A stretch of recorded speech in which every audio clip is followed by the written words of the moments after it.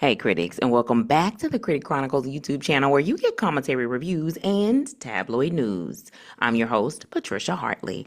I want to just kind of start this video off a little bit different than some of the other videos because this is actually going to be more of an appreciation video for entrepreneur, author, and queen, Shera Seven. Some might know her by her famous moniker, Sprinkle Sprinkle. She recently did a live, if you don't know, with Yanti. Others may know her, of course, as Tia Kemp. Lizzo actually has her voice in her song Still Can't F-U-H with Doja Cat. She's gotten shots out from several different celebrities, including Summer Walker. And I kind of did a little bit of what I would consider to be like a little definition. Again, this is not going to be one of those overly scripted shows. A lot of this is actually just going to come from my heart, but I did write some key things down that I did want to say. And in my own words, I would say Shera Seven is a best-selling author. She's an entrepreneur. She's a financial counselor who basically provides practical economic advice to women that enables and empowers them to see and secure a softer financial lifestyle for themselves. Now, she didn't say that about herself. I'm just saying that myself. She not only has her Shera 7 channel, she also has her Shera Beauty channel, 18,000 subscribers are there. And then she also has an ASMR channel with 11,000 subs as well. Her businesses, y'all, include a cosmetic line called Level Up Cosmetics. She has elixirs as well. She has her own Facebook fan page. She has several books on Amazon. I Bring Nothing to the Table, Sprinkle Sprinkle, Too Pretty to Pay Bills, Leveling Up to Your Best Life, The Wisdom of Shera 7, Date Like a Boss, and a coloring book as well, and maybe a few that I may not have put in there. But overall, this woman is working, y'all. But I wanted to make a video just because, unfortunately, she recently lost her husband, as many may have already seen. But she's been with him since she was 22, and they were together for 20 plus years. His name was James. I want to, of course, at this time, send my condolences to Shera, her girls, Layla and Sasha, as well as her husband, James's family. On February the 23rd, Shera opened up on her YouTube channel, though.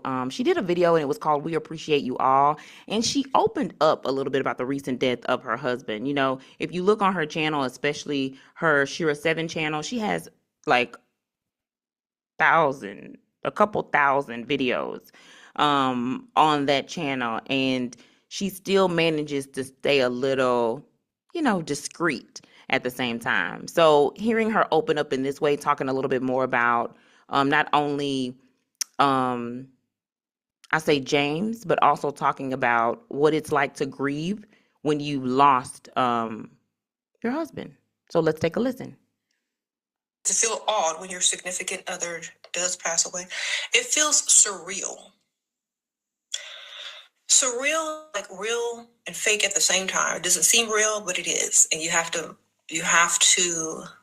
adjust until it is part of your reality and it doesn't seem like a dream. You know what I mean? So it's very surreal because you've been with someone or you've been married to someone for 20 years. Have you heard that vaginal? So we heard Shera just kind of give us a little bit of input in terms of where she was when it comes to like grieving and the fact that she's been with this man for, 20 years. This, in my opinion, also opens her up to a whole new world of women, right? Especially those women who are widows, who are going through something very similar, especially when you are a woman who's been with somebody for an extended period of time. Actually, my mother recently lost her husband that she was with for 29 years, right? That's a very long time to be with someone, right? And even if folks can't stand each other, which I don't believe that that's your story at all, but even if people can't stand each other, the presence of that person consistently every day is going to be missed. I also want to take time to just kind of step outside of just talking about a woman who is grieving the death of her husband, but also kind of step in and talk about when a child is grieving a parent that they lost, especially when they lose their parent at a young age, in your teens, maybe even before you get to your teens. But I want to say this, and this is just coming from my heart, my own personal experience. If you are a young child and you lose a parent at a very young age, and you look at the people around you, especially like the adults around you or the folks who are older than you, and they're being strong about it and whatnot, and you don't feel that way, show your emotions. Don't be afraid to share how you truly feel around grief. And grief is something that it don't ever really it's not guaranteed to ever go away, if I'm being transparent about it. And one of the things about Shera is she actually used to work in the funeral home industry. In her video as well, we appreciate you all. And again, I stopped the video because of the obvious, I don't have YouTube Premium. But I said all that to say, I think Shera has a different take on it because she's also worked in the funeral home industry. She also in the video talks about how James, it wasn't sudden, it was not sudden. It was something that he had been sick, she said, for a while. It was something that sounds like they were anticipating, but on a personal level, not on anything that Shera said. Even when you anticipate someone won't be with you, for a fact you're preparing for, the last breaths, the end, it don't always make it any easier.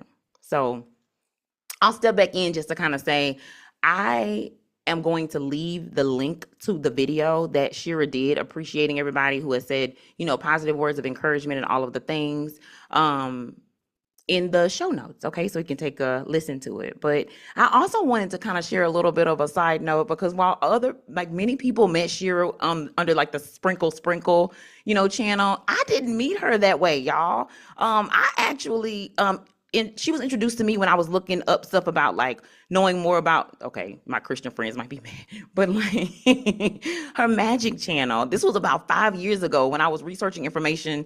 The moon, alchemy, all of the things, her channel popped up and she provided like basically the first video, I think it was like some book suggestions that she basically provided. And I watched like more than a few of her videos. And then within about a year or two, it took a while, but within about a year or two, I saw a live and it was her face on it. And I was like, wait a minute, that's not the channel that I know her from, because her channel, that's her magic channel, says Shera Star Goddess at the time. That's what it said. I think she said she changed it now to Shera Goddess, but at the time it said like Shera Star Goddess. So I was like, wait a minute, what is this? And then I realized, oh, she has other channels. And then I started looking into like some of the other things that she also did, found more of like her cosmetic line as well. And then of course her famous line, sprinkle, sprinkle. Some of the books that she actually recommended or sort of inspired me to browse around magic include The Complete Idiot's Guide to Alchemy. Now, I only reference this book. I have done like barely any note taking, if I'm being honest with you, but it's one of those books that you just kind of like, you just continue to like look over and read if you really are interested in knowing more about alchemy. Now she didn't directly say this book, but in the process of me looking, you know how you do stuff, you're looking for other things and then you find something else. But it was like about beeswax alchemy. It taught me how to make basically chapstick from beeswax, y'all. And if you don't already know, Shera also makes a lot of elixirs and oils as well. That is a external website. I'm trying to remember. I can't even remember the name of it. It's a little unique, but if you go to her channel that I'm going to be linking in the show notes, you'll be able to see it. I haven't tried the elixirs, but they have like a lot of reviews. Yeah. The rating on the website that she sells, I think it's Etsy if I'm not mistaken. It has really good reviews. Also, the Dream Dictionary from A to Z. If y'all think that Shera is like on point and with her channel, with the sprinkle channel, y'all, she is like next level in my opinion on the magic channel, and she goes in depth, but she also in my opinion like gives like practical ways to kind of understand things, so it's not so difficult. It's not all the mumbo jumbo, not all the big words that can sometimes get you lost in the sauce. Like I feel like she really does break it down for you. When I was a kid growing up, I used to tell my grandma about some of my dreams. And so a few times she helped me to sort of interpret them. And so that's what kind of made me a little bit more interested in sort of knowing what my dreams mean. I don't dream often, but when I do. But the Dream Dictionary, I don't think this was the exact book that she said, but again, these are just books that as a result of finding her channel that I researched.